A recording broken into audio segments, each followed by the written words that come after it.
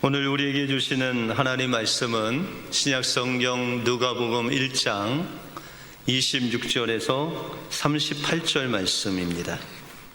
여섯째 달에 천사 가브리엘이 하나님의 보내심을 받아 갈릴리 나사렛이란 동네에 가서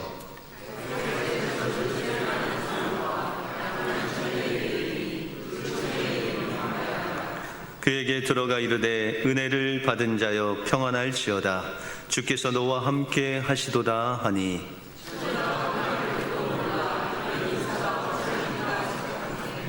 천사가 이르되 마리아여 무서워하지 말라 내가 하나님께 은혜를 입었느니라.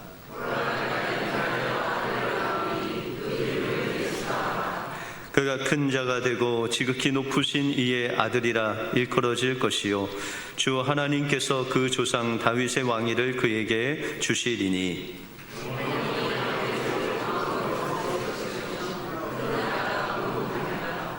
마리아가 천사에게 말하되 나는 남자를 알지 못하니 어찌 이 일이 있으리이까.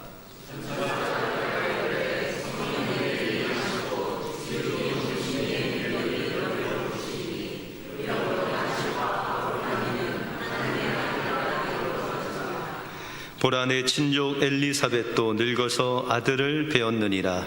본래 임신하지 못한다고 알려진 이가 이미 6달이 되었나니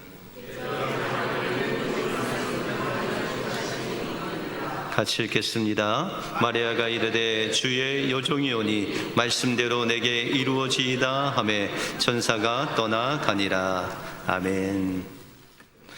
슈바이처는 아프리카 사람들이 의사가 없어 고통을 당한다는 사실을 알고 그의 모교인 스트라스부르크 대학에서 청강생으로 의학 공부를 한 후에 1913년에 아프리카로 선교를 떠났습니다. 이 슈바이처는 아프리카로 떠나기 전에 그에게 가장 중요한 3가지를 포기했습니다.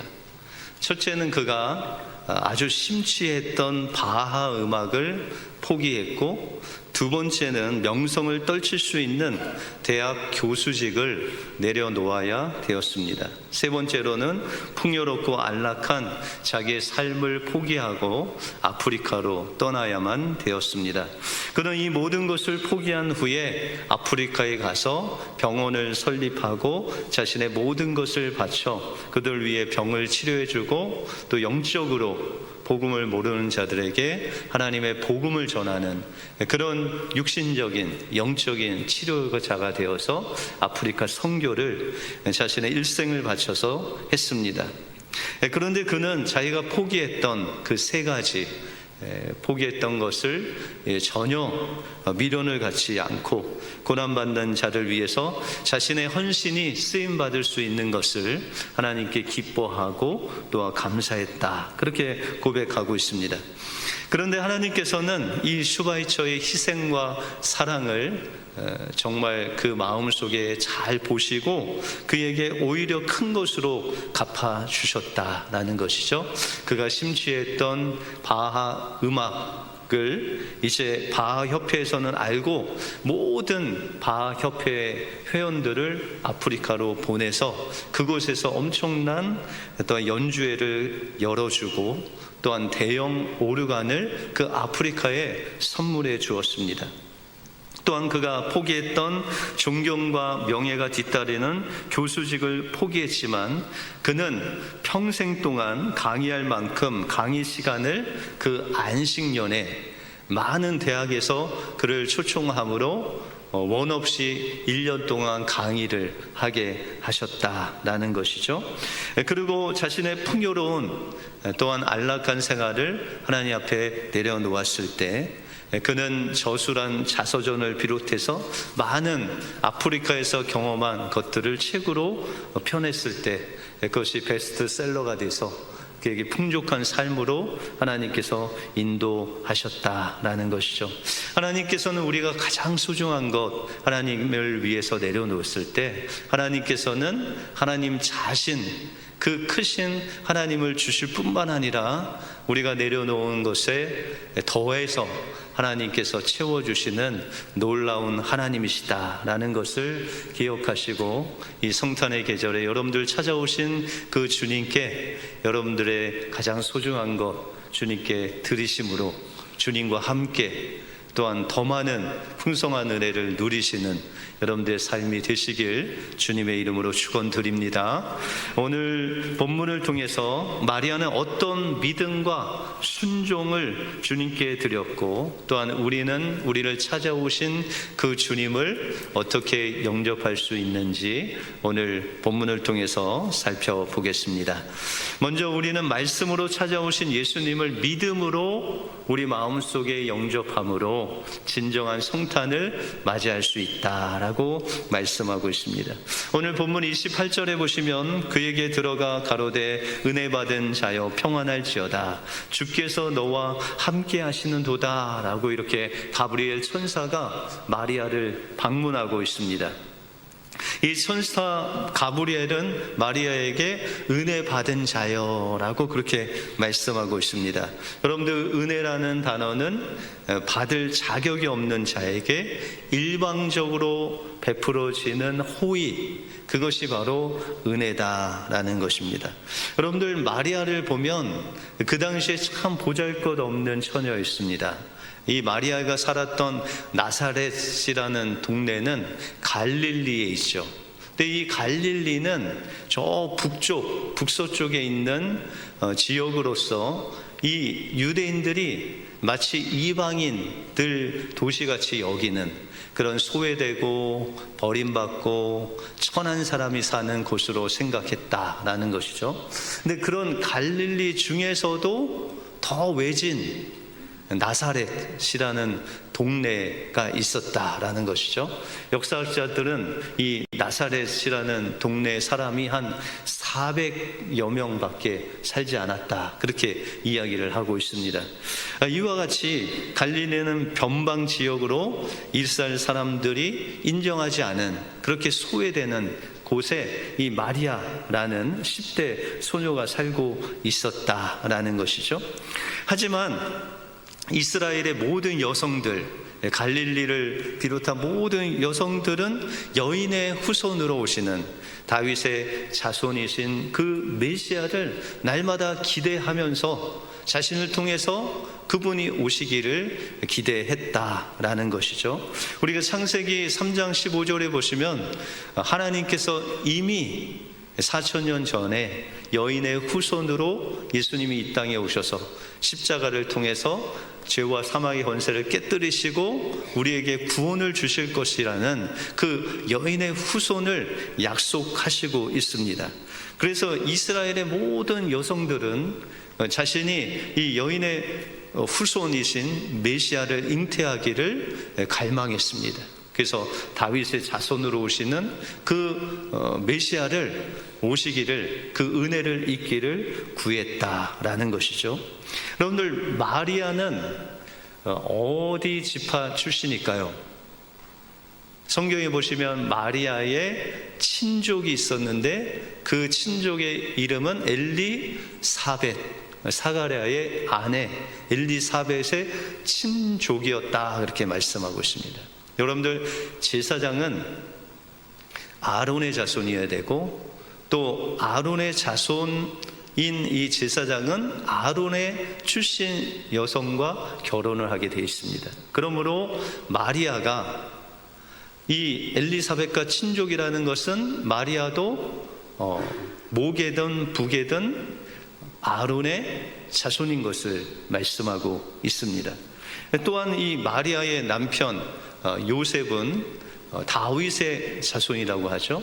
다윗의 자손과 또 아론의 자손이 이렇게 결혼을 한 상태였다라는 것입니다. 이것은 그냥 뭐 유다 지파고 레위 지파고 이것이 아니라 그 제사장 가문의 사람들의 어렸을 때부터 철저하게 율법을 공부하고 또한 그 말씀을 사모하는, 하나님께서 보실 때 사랑스러운 이 소녀로 또 마리아가 그렇게 말씀 안에서 자랐다는 것을 보여주고 있다라는 것이죠. 그런데 문제는 메시아를 잉태하는 것이 이미 선지자를 통해서 예언은 하셨지만 동정녀를 통해서, 처녀를 통해서 성령으로 잉태할 것을 깨닫지 못하고 있었다라는 것이죠. 그래서 천사가 나타났을 때 30절에 보시면 천사가 일러 가라되 마리아여 무서워 말라 내가 하나님께 은혜를 입었다라고 이렇게 말씀하고 있습니다. 보통 우리가 28절에는 하나님의 은혜를 받은 자여 라고 했을 때는 이 마리아는 수동적으로 하나님께서 주권적으로 마리아를 택하셔서 그에게 은혜를 주셨다라는 것이죠.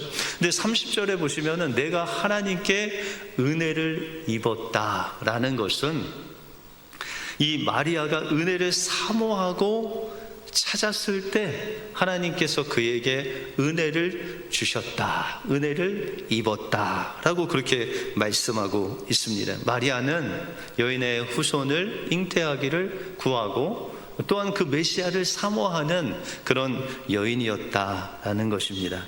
그때 하나님께서 가브리엘 천사를 통해서 마리아에게 말씀하시기를 31절에 보시면 보라 내가 수태하여 아들을 낳으리니 그 이름을 예수라 하라 라고 그렇게 말씀하고 있습니다. 여러분들, 이 마리아가 은혜를 사모는 했지만 아니 자기가 지금 요셉하고 오늘 성경에 보면 약혼을 했다. 예전 성경은 정혼을 했다고 그랬죠.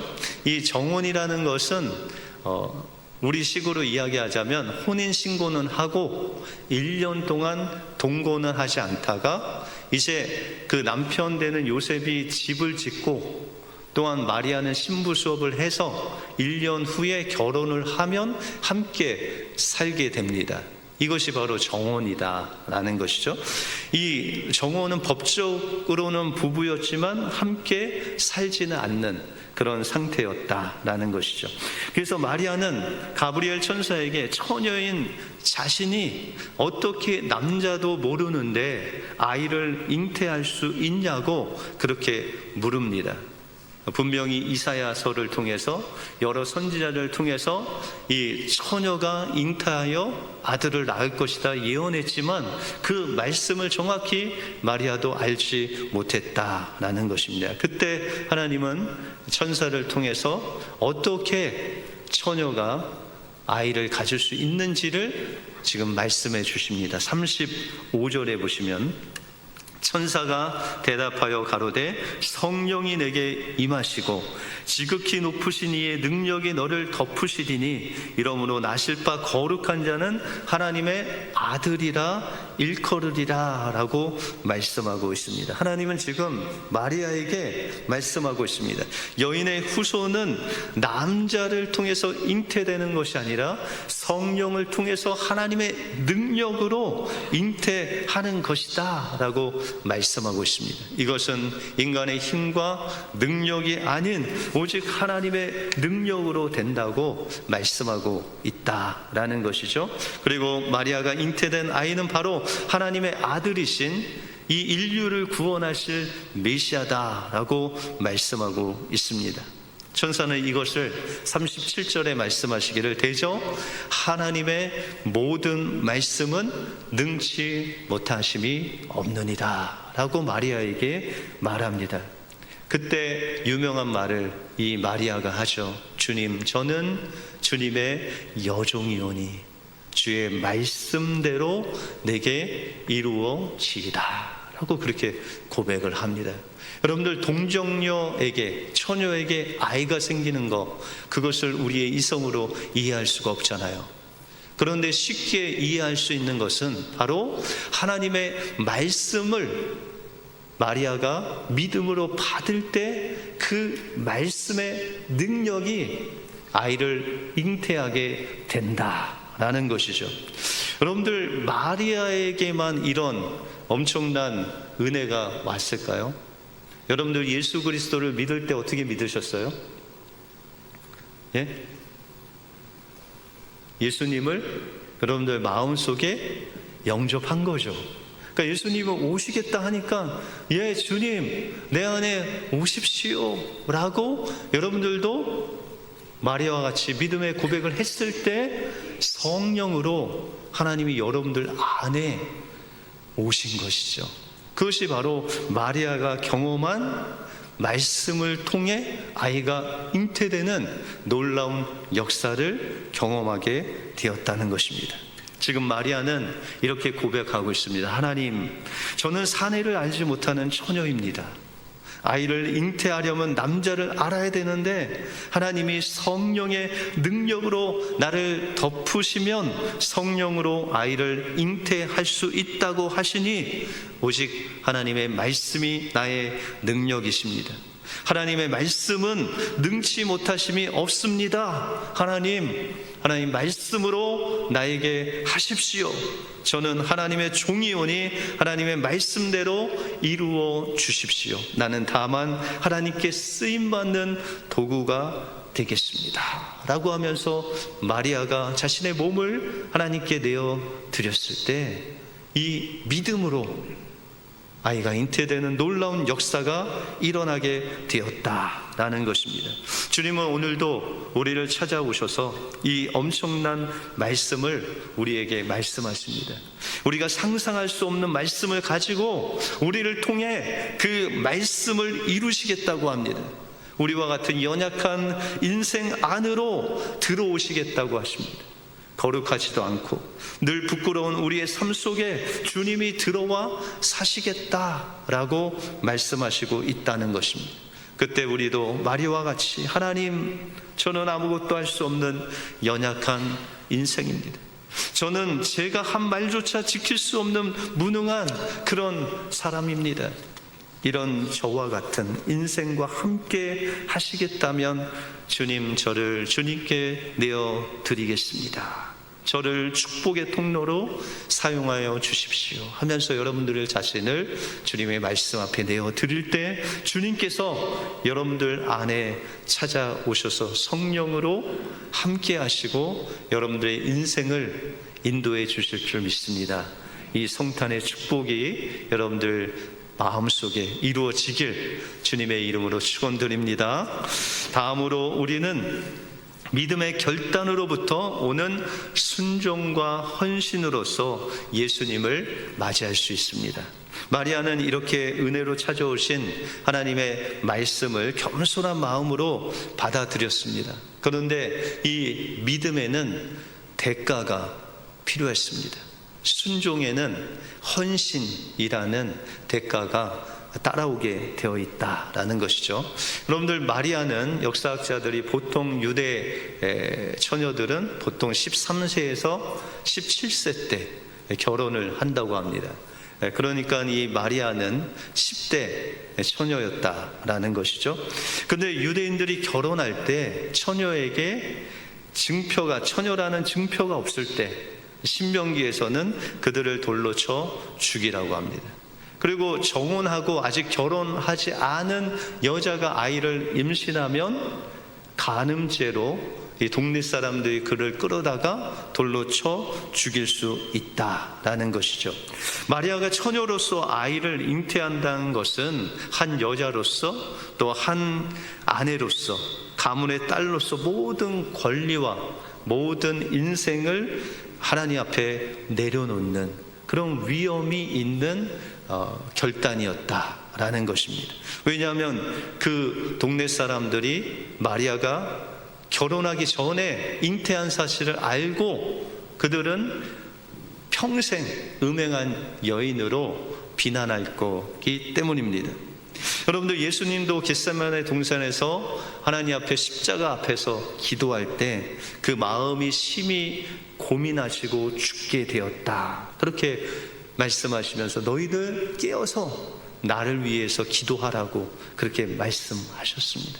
여러분들, 예수님은 하나님의 아들이신데 그 십자가를 지는 그 고난을 통과하셔야만 됐다라는 것이죠. 하나님 말씀에 순종하는 그 십자가를 지는 순종 뒤에는 십자가라는 그런 헌신이 예수님 뒤를 따르고 있었다라는 것이죠. 마리아의 마음도 주님의 마음과 같이 심히 고민하여 죽게 되었을진데 그럼에도 불구하고 그는 고백하기를, 주님, 저는 주님의 여종입니다. 주님의 말씀대로 이루어지이다 라고 그렇게 고백을 합니다. 여러분들, 마리아의 남편 요셉은 어땠을까요? 요셉이 이미 마리아가 아이를 잉태했다는 소식을 들었습니다. 여러분들, 아이를 임신하면 한 몇 개월 정도 되면 아이를 가졌다는 게 눈에 보이죠? 한 4개월? 3, 4개월 지나면, 그죠? 임신했다는 거 알죠? 그래서 그 마리아가 이제 아이를 임신하고 배가 불러서 그 동네 사람들이 알고 그 소식이 요셉에게 갔다라는 것이죠. 그 요셉이 그 소식을 듣고 그가 기도하는 가운데 성경에 보시면 가만히 끊고자 했다. 여기서 끊는다는 것은 일단 혼인 신고를 했기 때문에 부부죠. 그것을 이혼을 하는, 끊고자 했다. 그러나 그는 마리아를 사랑함으로 끊고자 했다. 그렇게 말씀하고 있습니다. 그런데 이 요셉에게 성령이 임하시죠. 그리고 마리아 데려오기를 겁내지 말라. 원래 정혼을 하면 한 1년 동안 기다려야 되는데 하나님께서 성령을 통해서 요셉에게 말씀하심으로 이 요셉도 믿음의 사람이라 이 마리아를, 그 말씀을 받고 나서 다음날 가서 마리아를 데리고 옵니다. 여러분들, 이것을 동네 사람들이 몰랐을까요? 여러분들, 요한복음 8장에 보시면 예수님을 가리켜 음란한 데서 난 사람이다 라고 비난을 합니다. 예수님이 30세가 넘었음에도 불구하고 이 소문이, 이 마리아와 요셉의 소문이 계속해서 돌고 있었다라는 것을 보여주고 있죠. 평생 음란한 여자로, 부정한 여자로 그렇게 비난받는 그런 엄청난 대가가, 헌신이 그에게 따랐다라는 것입니다. 여러분들, 구약 성경에 보시면 아브라함이 정말 아이를 낳지 못할 건데 하나님께서 그에게 말씀으로 이삭을 낳게 하시죠. 그런데 하나님은 짓궂게도 이삭이 나이가 어느 정도 들었을 때 그를 바치라라고 합니다. 어떻게 해요? 번제로. 여러분들, 번제는요, 이 짐승을 잡아서 불에 태워서 모든 것을 다 태워서 그 연기로 하나님께 드리는 제사예요. 그런데 어떻게 하나님께서 주신 그 귀한 아들을 칼로 잡아서 태워서 그 연기를 하나님께 드리라는 게 말이 됩니까? 그런데 하나님께서는 그 이삭을 드리라는 거예요. 그래서 아브라함도 요셉같이 한숨 자지 못하고 고민하고 기도하다가 하나님 말씀에 순종합니다. 그리고 모리아 산에 가서 이삭을 칼로 죽이려고 할 그때에 하나님께서 아브라함아, 아브라함아, 멈춰라. 내가 이제야 나를 경외하는 줄을 알겠다 라고 하면서 준비된 수양을 대신해서 하나님께 드리게 되죠. 여러분들, 이와 같이 하나님 말씀에 순종하면 대가가 우리에게 온다라는 것이죠. 헌신해야 되는 그런 일들이 온다. 그런데 그 헌신하게 되면 하나님께서 그것보다도 더 큰 은혜로 우리를 인도해 주신다라고 말씀하고 있습니다. 아프리카 대륙의 복음화를 말할 때 우리는 리빙스톤을 먼저 이야기하죠. 근데 이 리빙스톤과 방불한 그 아프리카의 전설적인 선교사가 있었는데 그 인물의 이름이 찰스 스터드라는 인물이 있습니다. 이 사람은 본래 영국의 수재들이 다니는 학교인 이튼 고교를 졸업한 다음에 캠브리지 대학에 들어가게 됩니다. 이 캠브리지 대학에 들어갔는데 그는 운동선수가 되어서 크리켓이라는 이제 스포츠를 합니다. 여러분들 크리켓이 뭔지 모르죠? 저도 이제 몰랐었는데 영국에서 되게 유명한 그런 스포츠였다고 합니다. 근데 그는 이 클리켓의 인기 있는 스타 플레이어로서 아주 명예와 인기와 또한 물질을 다 누리는 그런 상황에 처해 있었다라는 것이죠.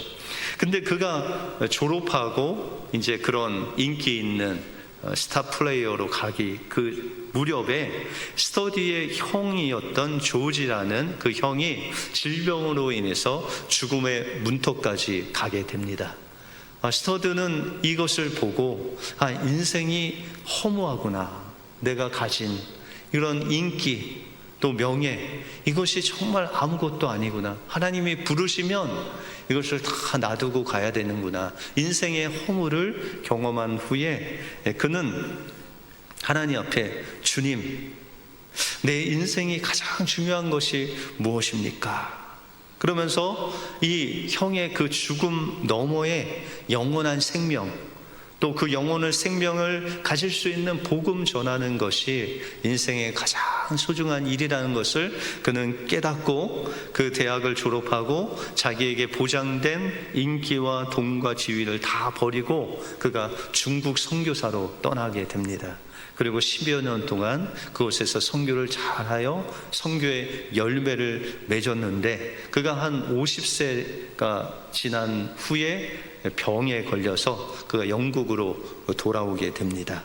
그가 쉬는 동안에 어느 날 잡지를 읽다가 이런 문구를 접하게 됩니다. 아프리카에 식인종들이 복음을 기다리고 있다. 한 번도 복음을 듣지 못한 아프리카의 식인종들이 예수의 복음을 기다리고 있다. 이런 기사를 보게 됩니다. 그런데 잠을 자려고 하는데 그 기사 제목이 계속 머리를 스치고 지나갑니다. 아프리카의 식인종들이 예수의 복음을 기다리고 있다. 그래서 하나님 앞에, 하나님, 저를 부르시는 겁니까? 거기에 가야 한다고 저를 부르시는 것입니까? 라고 하나님 앞에 기도했습니다. 그는 지금 건강의 악화로 핸디캡이 있었고 또 아버지가 남긴 엄청난 유산을 가지고 있었습니다. 그런데 그는 주님, 저 이거 다 기증하고 그러면 하나님의 부르심에 응답하겠습니다. 주변 사람들이 말렸습니다. 왜 그렇게까지 희생을 하면서 그렇게 중국 선교도 갔다 왔는데 아프리카도 왜 가야 하냐? 너는 중국 선교 그것으로 족하지 않냐? 더 이상 헌신은 필요 없다. 그렇게 이야기를 했습니다. 그때 스터드가 남긴 말이 있습니다. 하나님의 아들 예수가 나를 위하여 십자가에서 목숨을 바쳐 희생한 것이 사실이라면 내가 그를 위해 바친 어떤 희생도 지나치다고 할 수는 없을 것이다. 그리고 그는 아프리카로 떠나게 됩니다. 그는 아프리카로 50이 넘은 그런 사람이 모든 것을 다 내려놓고 떠납니다. 그리고 그는 20년 이상 아프리카 콩고라는 지역에서 사역을 하고 그 식인종이 있는 또 복음을 모르는 그들에게 복음을 자기네 일생을 또 바쳐서 복음을 전하다가 1931년 7월에 71세의 일기로 담석증이 악화되어서 그는 세상을 떠날 때 그의 장례식에는 무려 7,000명이 넘는 아프리카인들이 그에게 복음을 듣고 전도받은 사람들이 와서 그에 모여서 외치기 시작했습니다. 무아나 무쿠마, 위대하신 백인 주장, 당신은 하나님의 선물, 우리는 당신의 희생을 기억합니다. 그리고 그 무덤의 비문에는 당신은 하나님의 선물, 우리는 당신의 희생을 기억합니다 라고 써놓았습니다. 그리고 이 스터드가 하나님 앞에 가기 전 마지막 그 순간에 하나님 앞에 고백하기를, 하나님, 저는 하나님께 쓰임받을 수 있어서 행복했습니다 라는 말을 남기고 주님의 품에 이제 안겼습니다.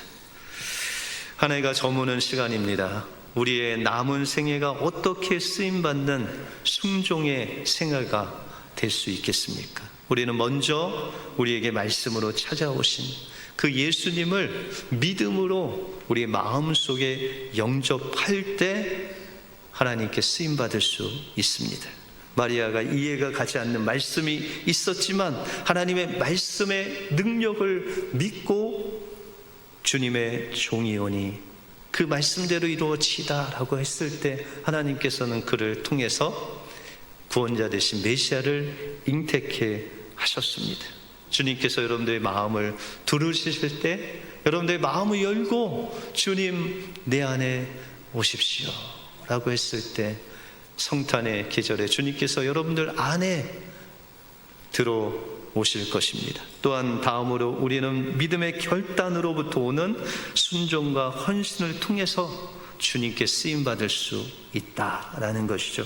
때로는 우리가 예수 믿는 것 때문에 우리의 것을 내려놓고 또한 또 수고를 더 해야 되지만 하나님께서는 그 수고와 헌신을 통해서 하나님 자신을 여러분들에게 주실 뿐만 아니라 나중에 더 좋은 것으로 여러분들에게 채워주시고 여러분들 마음속에 구원의 기쁨과 감사로 충만하게 하실 줄 믿습니다. 오늘도 여러분들에게 찾아오신 그 주님을 내 마음속에 모시고 그분께 여러분들의 인생을 맡겨 드릴 때 하나님께서 여러분들을 하나님의 귀한 일꾼으로 쓰실 줄 믿습니다. 이 성탄의 기쁨을 받아 누리시는 여러분들의 삶이 되시길 주님의 이름으로 축원드립니다. 기도하겠습니다. 하나님 감사합니다. 오늘 마리아를 통해서 찾아오신 그 가브리엘 천사의 말씀을 하나님의 말씀으로 받고 그의 모든 인생을 내어 드릴 때 하나님도 하나님 자신을 마리아에게 주실 뿐만 아니라 그를 통해서 메시아가 이 땅에 오게 해주신 놀라운 은혜를 받은 것 같이 오늘도 우리를 찾아오신 그 주님을 우리 마음속에 영접하고 순종하며 나갈 때 때로는 헌신과 때로는 순종의 열매가 필요할 때가 있지만 주님 우리가 그것 또한 감사함으로 나갈 때 우리를 통해서 하나님 나라를 확장시키시고 우리를 통해서 영광 받으시고 하나님 자신을 주시는 그 구원의 기쁨과 감사로 날마다 하나님께 찬양 돌리는 우리 은혜교회 모든 성도들 되게 하여 주시옵소서. 모든 것 주님께 감사드리오며 예수 그리스도 이름으로 기도하옵나이다. 아멘.